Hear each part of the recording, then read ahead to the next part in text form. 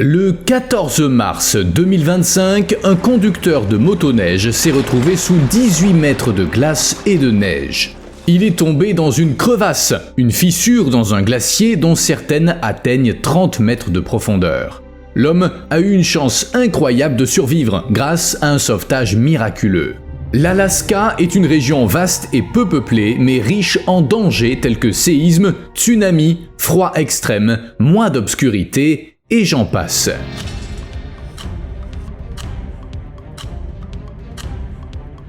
Avant tout, comme d'habitude, un café.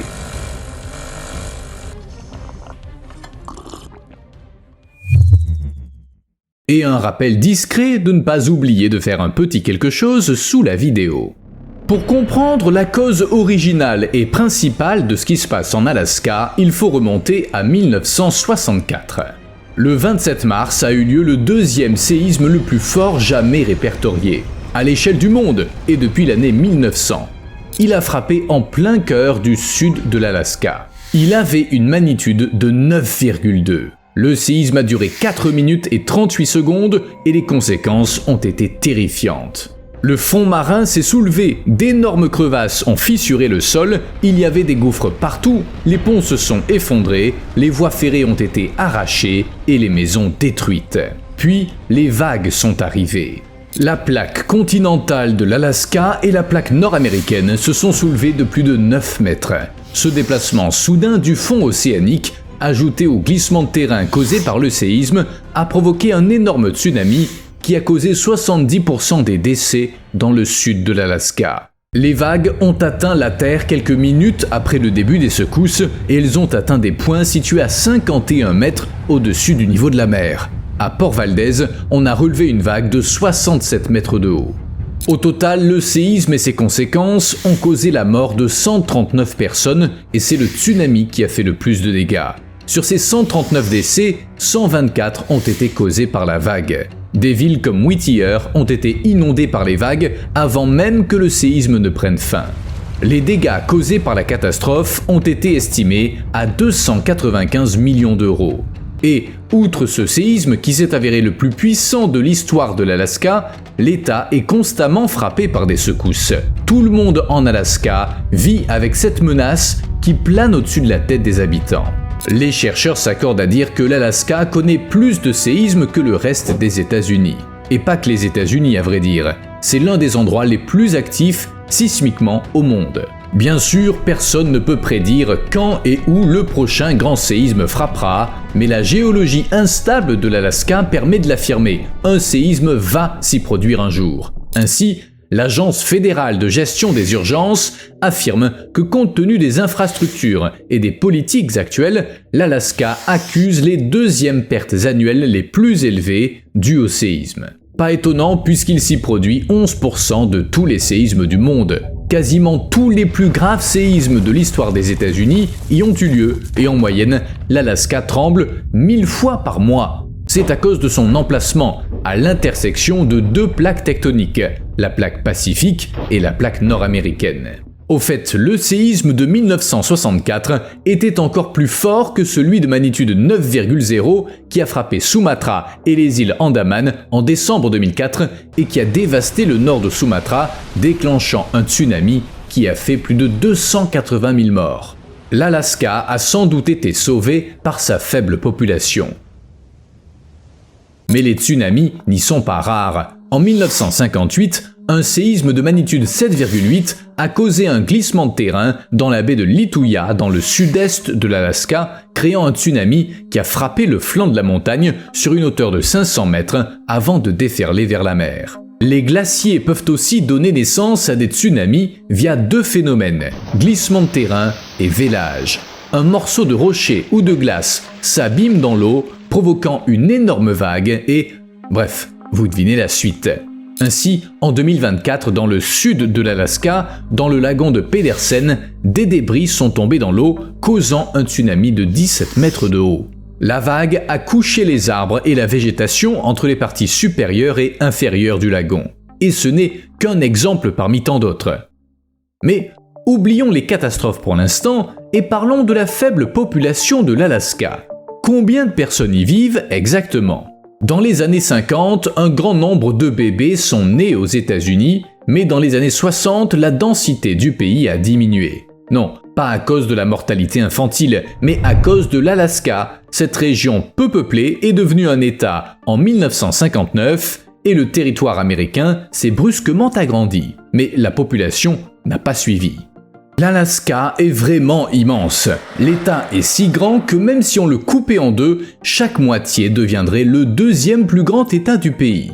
Si on superposait l'Alaska au reste du pays, sa partie arctique couvrirait presque tout le Midwest, sa pointe sud atteindrait la Floride et ses îles commenceraient en Oklahoma, elle traverserait le Nouveau-Mexique et l'Arizona et elle s'étendrait jusqu'à San Francisco en Californie. Les points situés le plus au nord, à l'est et à l'ouest des États-Unis se trouvent tous en Alaska. Mais ce n'est rien d'autre qu'une anecdote. Ce qui compte vraiment, c'est que l'Alaska compte très peu d'habitants.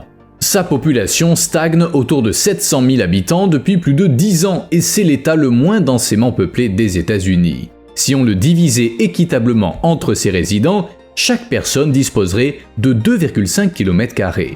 Pour vous donner une idée, si Manhattan avait la même densité de population que l'Alaska, à peine 20 personnes y vivraient. La plupart des gens vivent dans des zones urbaines comme Anchorage et Fairbanks. Ces jours-ci, la population de l'État est d'environ 740 000 habitants.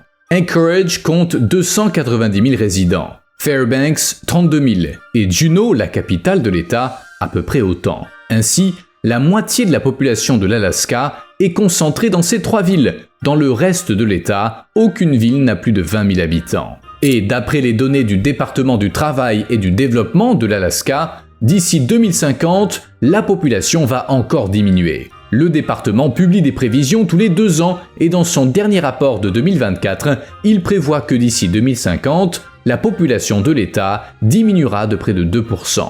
Cette prévision est basée sur un solde migratoire négatif, un taux de mortalité en hausse et un taux de natalité en baisse.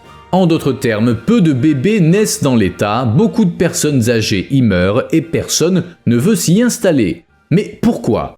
Tout d'abord, pour se rendre quelque part, il faut des routes. Et l'Alaska en manque, surtout compte tenu de sa taille. En 2020, l'Alaska possédait 28 000 km de routes publiques, dont seulement 10 000 km de routes goudronnées. La majeure partie de l'État, y compris l'Ouest et la capitale Juneau, est pratiquement inaccessible en voiture et dépend du transport aérien et par ferry. À titre de comparaison, le Texas a 1 100 000 km de routes et la Californie 637 000. Mais bon, c'est des États densément peuplés.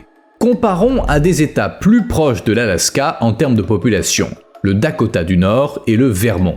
Le Dakota du Nord possède 286 000 km de route, près de 10 fois plus que l'Alaska. Même le Vermont en a davantage, 46 000 km. Certes, les données ne sont pas récentes, elles datent de 2010, mais c'est quand même parlant. À cause de ça, dans de nombreux villages de l'Alaska, les lycéens apprennent à piloter avant d'apprendre à conduire. Ainsi, sans surprise, l'Alaska possède plus de pilotes que n'importe quel autre État par rapport à sa population.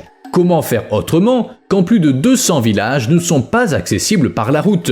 On ne peut s'y rendre qu'en traîneau, en motoneige, en VTT, à pied, en bateau ou par avion. Le problème ne se limite pas aux routes. L'Alaska est le 6e État le plus cher des États-Unis. Les soins de santé y sont les plus coûteux du pays. S'y loger revient 26,9% plus cher qu'ailleurs et le prix moyen d'une maison est de 285 000 €. Le loyer d'un appartement avec 2 chambres s'élève à 1 170 € par mois. Et en raison de l'isolement de l'État, tous les biens de consommation coûtent plus cher. Le revenu moyen d'une famille de 4 personnes est de 97 000 €. Les dépenses de cette même famille s'élèvent à 85 500 € d'après les derniers chiffres. Les habitants touchent également des dividendes pétroliers, mais malgré ça, l'Alaska reste l'un des pires États où vivre. L'isolement de l'État rend le coût du transport très élevé et le climat froid garantit des factures de chauffage conséquentes. C'est en Alaska que les charges sont les plus élevées, 542 € par mois en moyenne. C'est 133 € de plus que la moyenne nationale. Et même s'il n'y a pas d'impôt sur le revenu, tout ou presque coûte cher et c'est un fardeau que tout le monde ne peut pas supporter. Il y a aussi le froid et la neige, ne l'oublions pas. Les températures ne descendent pas trop bas en été, mais tôt ou tard l'hiver arrive et dans les terres, la température peut rester en dessous de moins 51 degrés Celsius pendant plusieurs jours. Les villes du nord comme Fairbanks peuvent connaître des semaines à moins 40 degrés Celsius. L'hiver commence fin septembre et dans les régions intérieures, il dure 8 à 9 mois. Les jours et les semaines où la température reste bloquée autour de moins 40 degrés Celsius sont légion et avec le vent froid, la température ressentie peut atteindre moins 50 à moins 54 degrés. Le paysage évoque un désert enneigé et stérile et beaucoup d'animaux sauvages hibernent. Le jour le plus court de l'année dans la région du Denali dure à peine 4 heures, ça fait pas beaucoup de soleil. Dans de nombreuses régions intérieures, le soleil est si bas sur l'horizon que ses rayons sont bloqués par le sommet des montagnes, laissant les vallées et les zones basses dans l'ombre. De plus, 5% de l'Alaska est recouvert de glaciers. Il y en a plus de 100 000. Le plus grand est le glacier Bering, près de Cordova, dans la partie sud-est de l'État. En comptant les champs de glace qui l'alimentent, le glacier s'étend sur 202 km de long et il couvre près de 5000 km². Cependant, les habitants essaient de trouver des avantages au climat rigoureux. Par exemple, il n'y a pas de moustiques et en hiver, on peut aller partout sur la glace et la neige. On peut facilement conserver les aliments dehors en les gardant frais, voire congelés. Pratique. Cela dit, c'est pas le froid qui me dérangerait le plus, c'est l'obscurité.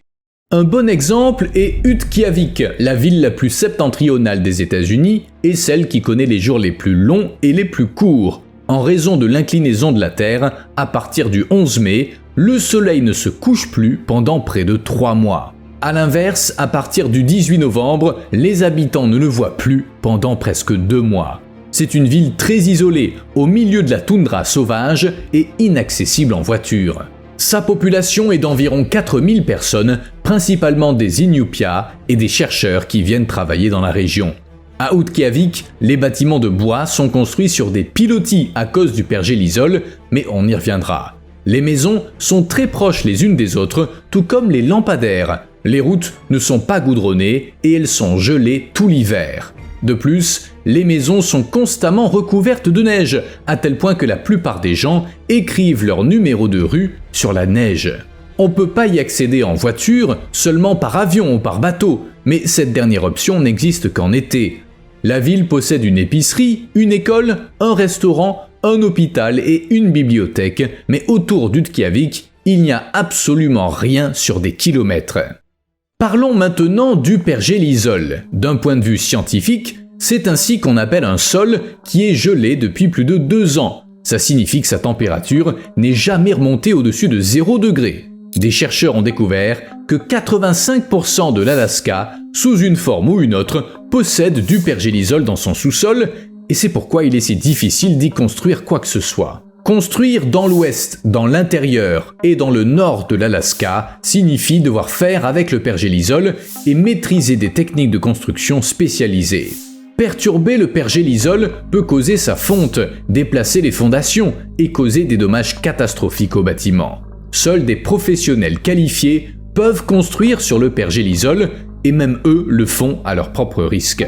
Le problème est que le pergélisol fond facilement quand on construit une route ou un bâtiment dessus. Parfois, toutes les compétences du monde ne suffisent pas et le sol fond quand même, causant de l'instabilité. Certaines des principales routes de l'État et même des aéroports ruraux majeurs sont construits sur du pergélisol instable et qui risque de fondre. Quand on conduit sur une route comme celle-là, on peut voir des bosses dans l'asphalte, c'est comme des montagnes russes. On aperçoit aussi des fissures dans la route ou sur les accotements et des flaques d'eau. Bref, tout est défoncé. Alors quand on sait que la région est sensible aux secousses, un bon exemple des difficultés rencontrées par les constructeurs est la route de l'Alaska. Cette route a été construite pendant la Seconde Guerre mondiale pour relier le reste des États-Unis à l'Alaska via le Canada. C'était autrefois une route légendaire, difficile à emprunter, mais elle est maintenant entièrement goudronnée. Il a fallu énormément d'efforts, de temps et d'argent pour y parvenir. Il s'agissait du projet le plus coûteux de la Seconde Guerre mondiale et il a été lancé par le gouvernement américain en coopération avec le Canada. 174 tractopelles, 374 niveleuses, 904 tracteurs et plus de 5000 camions ont servi pour la construction, ainsi que d'innombrables bulldozers, chasse-neige, grues et générateurs. Il a fallu 250 000 tonnes de matériaux et 10 000 soldats ont travaillé sur le chantier. Au total, ce dernier a duré 75 ans en comptant les différentes reconstructions de la route. Pergélisol, inondations, incendies et séismes ont laissé leur marque. Ouvriers et ingénieurs n'étaient pas préparés aux défis qu'ils ont dû affronter pour faire passer cette route à travers l'Alaska. Marécages pleins de plantes en décomposition et mers de boue causées par les pluies printanières ont ralenti les choses. Pour les ingénieurs, c'était une course contre la montre. L'un des automnes les plus froids jamais vus a apporté des températures glaciales qui faisaient geler la peau en quelques secondes, menaçant la sécurité des équipes. En somme, le travail était long, coûteux et rude. Et c'est pas tout, car construire une route est une chose, mais il faut aussi l'entretenir. C'est un combat quotidien, car les problèmes s'enchaînent et il faut absolument les régler. Les surfaces routières subissent les assauts du climat hivernal rigoureux. Récemment, le dégel du pergélisol a affecté la stabilité du sous-sol, causant des fissures, des bosses et des nids de poules. Amener les ouvriers, les matériaux et l'équipement sur place est aussi un défi, la route étant endommagée et les alternatives n'étant pas légion. Enfin, la saison de construction estivale est courte et il n'y a pas beaucoup d'endroits pour loger les ouvriers ou faire le plein des engins. Et puis, la région ne manque pas de parcs nationaux. Magnifiques bien sûr, mais pas idéaux pour construire ou s'y installer. En fait, l'État abrite plus de la moitié de l'ensemble des parcs nationaux des États-Unis. Le plus grand du pays, le parc de Wrangell-St. Elias, s'y trouve. Il couvre 53 320 km². C'est 6 fois la taille du parc de Yellowstone. Il comprend 4 chaînes de montagnes, dont le deuxième plus haut sommet d'Amérique du Nord et le plus grand système glaciaire du pays. Pourtant, pour une certaine raison, un autre parc est plus célèbre, le parc du Denali. Quoi qu'il en soit, la plupart des terres de l'État appartiennent au gouvernement fédéral. Les 8 parcs nationaux de l'Alaska couvrent plus de 166 000 km². Pour vous donner une idée, c'est 2 fois plus que les 48 parcs nationaux du sud du pays combinés, de la vallée de la mort au parc de Big Bend. En fait, si on fait le calcul, 11% du territoire de l'État est constitué de parcs nationaux et ces 11% sont par conséquent inhabitables. Les habitants de l'Alaska ne meurent pas vraiment d'envie de s'installer loin des villes et des villages pour un tas de raisons, mais ça reste impressionnant. Vous me devez un like. À plus.